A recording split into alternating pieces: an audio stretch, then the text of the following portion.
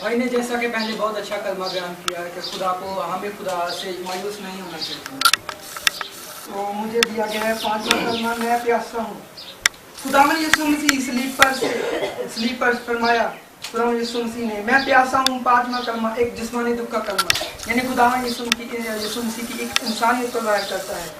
خداوند مسیح کو صلیب پر لٹکے ہوئے کافی دیر ہو چکی تھی، تقریباً خداوند یسوع مسیح کو 8:30 بجے صلیب پر لٹکایا گیا اور یہ کلمہ بولا گیا 2:30 اور 3 بجے کے درمیان یہ کلمہ بولا گیا۔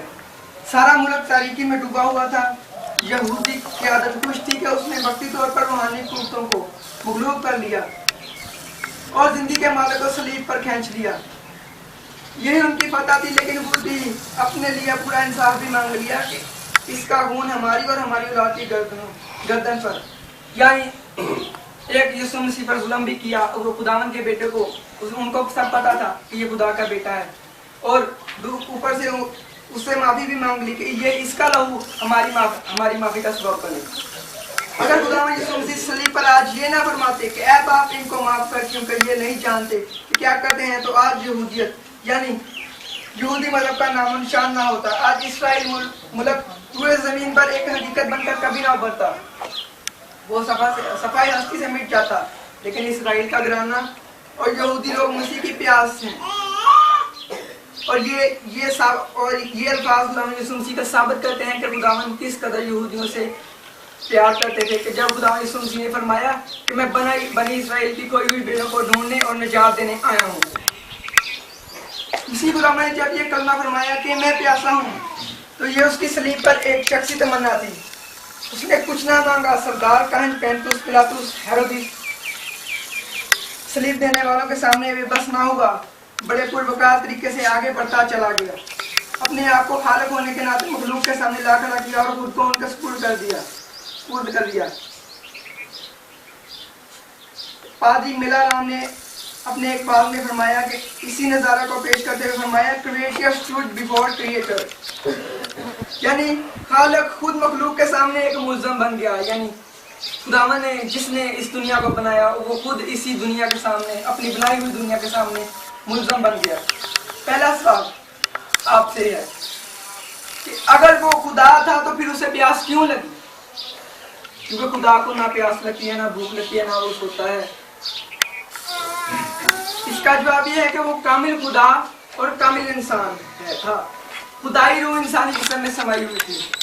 جب وہ مردے زندہ کرتا، معجزات کرتا، اندھوں کو آنکھیں دیتا، لنگڑوں کو چلاتا، تو وہ سارا کام جو تھی وہ خدائی روح کرتی تھی۔ لیکن جب اسے بھوک لگتی یا اسے پیاس لگتی یا وہ کسی چیز کا طلبگار ہوتا، تو یہ اس کی جسمانی ضرورت تھی جو اس کے پیروکار پورا کرتے تھے۔ لیکن دوسری طرف وہ کشتی میں سویا ہوا تھا، یعنی خدا سوتا نہیں ہے، انسان سوتا ہے، یعنی اس کی انسانی اور اس کی بشریت سوئی ہوئی تھی۔ وہ انجیر کے درخت کے پاس گیا کیونکہ اسے بھوک لگی تھی۔ یہ ایک ثبوت ہے کہ خداوند یسوع مسیح کے جو بدن تھا وہ انسانی بشریت کو ثابت کرتا ہے۔ سامری عورت سے پانی مانگا اس لیے کہ یہ اس کی بشریت ہی انسان ہونا تھا۔ جب اس کی زندگی کے رازوں پر پردہ اٹھا، یہ اس کی خدائی تھی، جو اس سے ثابت ہوا کہ وہ کامل خدا اور کامل انسان تھا۔ آج اس نے پانی کیوں طلب کیا؟ جبکہ سامری عورت سے سوغار کے کنویں یعنی یعقوب کے کنویں پر ملاقات کے دوران کچھ اور ہی کہا کہ اگر تو خدا کو جانتی اور یہ بھی جانتی کہ وہ کون ہے جو تجھ سے پانی پلانے کے لیے کہتا ہے، تو تو اس سے مانگتی اور وہ تجھے زندگی کا پانی دیتا۔ کانا گلیل میں اپنی خدمت کے گاہ میں پانی کو میں تبدیل کیا، اور لوگ اس معجزے کو دیکھ کر حیران ہو رہ گئے۔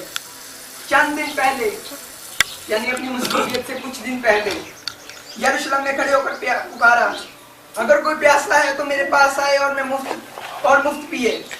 اگر اس نے یہ بھی فرمایا کہ جو پانی میں دوں گا وہ اس کے اندر ایک چشمہ بن جائے گا اور ابدی زندگی تک، وہ ساری دنیا کی پیاس بجھانے کا دعوے دار ہے۔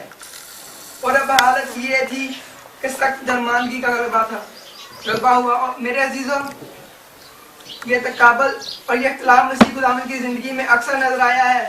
اسے باطنی دولت اور بیرونی افلاس کی عکاسی تھی۔ جواب یوں ہے